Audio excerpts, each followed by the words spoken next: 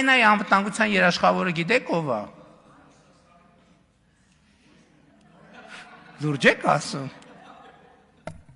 Ուկրաինայի անվտանգության երաշխավորը Ռուսաստանն է։ Կիպրոսի անվտանգության երաշխավորության հարցում գիտեք ով է համաձայն էլի միջազգային բաների դերակատարում ունեցել։ Գիտեք, էդ էլ գիտեք։ Թուրքիան։ Ժողովուրդ ջան,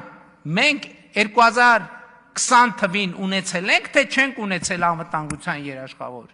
Ունեցել ենք։ Ով է եղել այդ անվտանգության երաշխավորը։ Հավաքական անվտանգության պայմանագրի կազմակերպությունը։ Եվ այդ կազմակերպությունն է մեզ առաջնորդել դեպի սպանդանոց։ Չեք հավատում, Բելարուսի նախագահ Լուկաշենկոյի հայտարարությունը լսեք, Բաքվում արած իր պաշտոնական թե պետական այցի ընթացքում։